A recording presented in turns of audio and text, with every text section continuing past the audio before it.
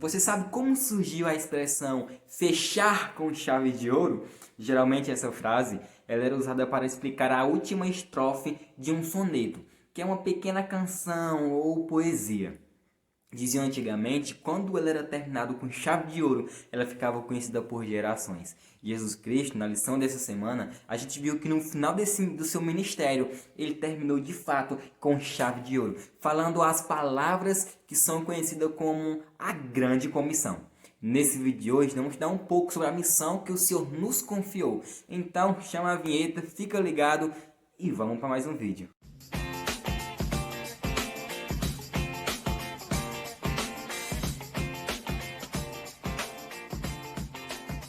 A ordem de Jesus foi: ide, portanto, fazei discípulos de todas as nações, batizando-os em nome do Pai, do Filho e do Espírito Santo, e ensinando-os a guardar todas as coisas que vos tenho ordenado. E eis que estou convosco todos os dias até a consumação do século. Esses dois últimos versos da grande comissão, Mateus 28, do versículo 19 ao 20, são que dão assim ênfase à grande mensagem final para Cristo terminar o seu ministério com chave de ouro. Ele falou essas seguintes palavras: no entanto, devemos estudar um pouco mais profundo esses versículos para entendermos qual que é o significado da missão e da vontade de Deus para a nossa vida.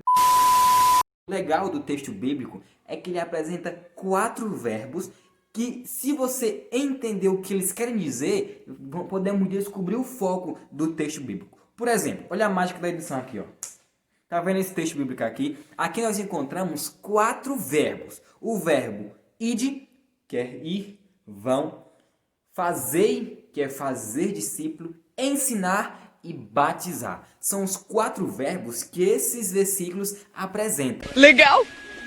A princípio, quando vemos esses verbos, o verbo ir, fazer discípulos, batizar e ensinar, a gente pensa que são 4 verbos distintos.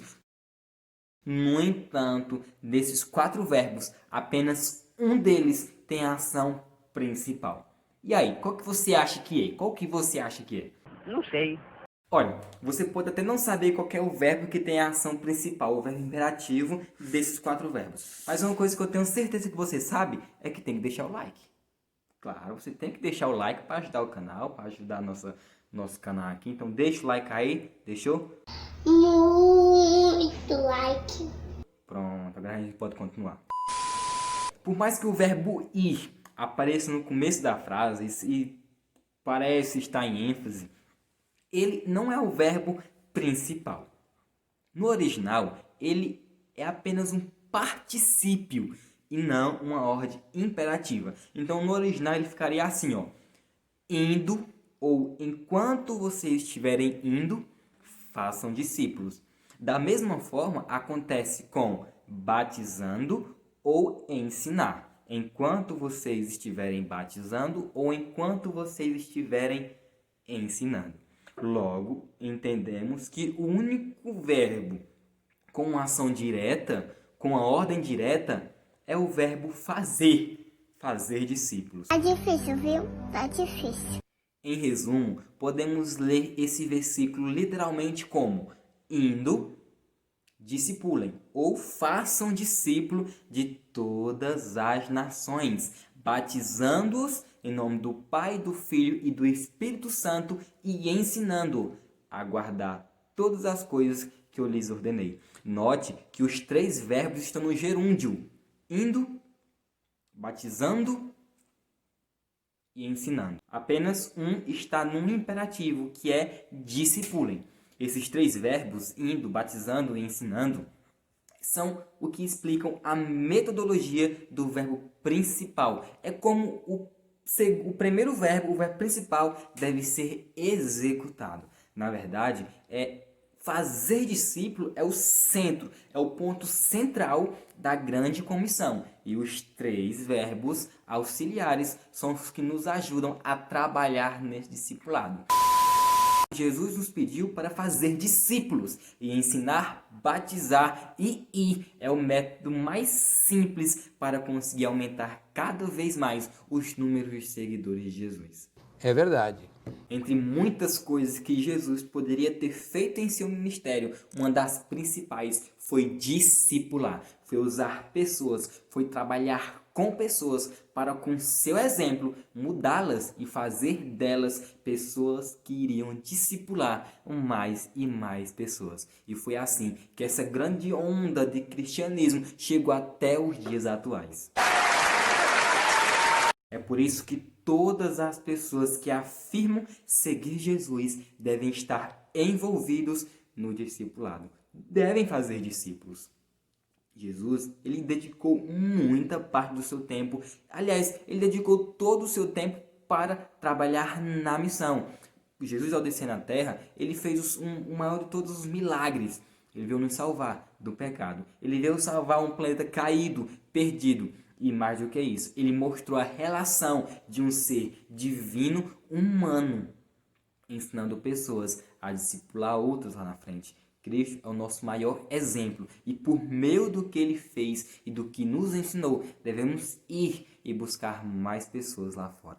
É por isso que o seu dever é fazer discípulos, é também compartilhar as boas novas que Jesus deixou para você. Quer uma dica? Compartilhe esse vídeo. Tá vendo aqui, ó? Tem o nome compartilhar. Clica aqui, compartilha para as pessoas verem e faça a tua parte na obra do Evangelho. Você me pergunta, João, então como é que eu posso fazer discípulos? Sabe, Jesus, como eu já falei anteriormente, foi o nosso maior exemplo, o nosso maior modelo. Os discípulos aprenderam a orar vendo Jesus orando. Os discípulos aprenderam a ler as Escrituras vendo Jesus lendo as Escrituras. Eles aprenderam a piedade com aqueles que carecem de nossa ajuda, vendo Jesus sendo piedoso e misericordioso com as pessoas que necessitavam dele. Em outras palavras, podemos aprender com Jesus que o maior de todos os métodos de discipular é o nosso exemplo. Afinal, as palavras convencem, mas é o exemplo que arrasta uma grande multidão.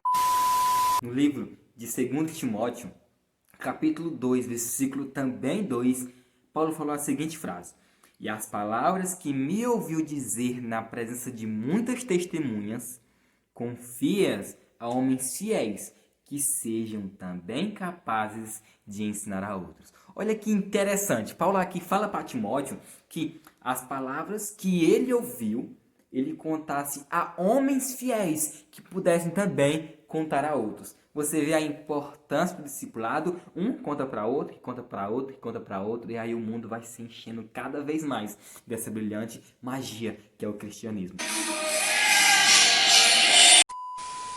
Ei, o mundo grita por socorro. Está em nosso dever como cristãos anunciar as boas novas que Cristo veio nos falar. Tem uma parte muito interessante no filme do Superman. Acho que é o filme Superman, o Retorno, né? Homem de Aço, o Retorno. Ele saiu da Terra, né? Foi embora e passou, se não me engano, 5 anos fora. Nesse período, Lois Lane, que é a crush dele, né? Faz um documentário falando: o mundo não precisa do Superman. Depois que ele volta, que ele vê esse documentário e tudo mais, ele faz uma coisa muito interessante. Ele pega a sua crush e sobe com ela, sabe? E vai subindo, vai subindo, vai subindo, até eles verem o planeta de cima, bem alto. E aí ele pergunta assim: o que é que você escuta? E ela fala: eu escuto gritos, ruídos, essas coisas estranhas, né? E ele fala assim: eu escuto vozes de pessoas pedindo por socorro. Escreveu que o mundo não precisa de um salvador. Mas todos os dias ouço pessoas pedindo um. Muitas vezes a gente está surdo para essas vozes. No entanto, existe um mundo lá fora que grita por socorro. E é nosso dever discipular essas pessoas. Ensinar todas as coisas que Jesus nos ensinou.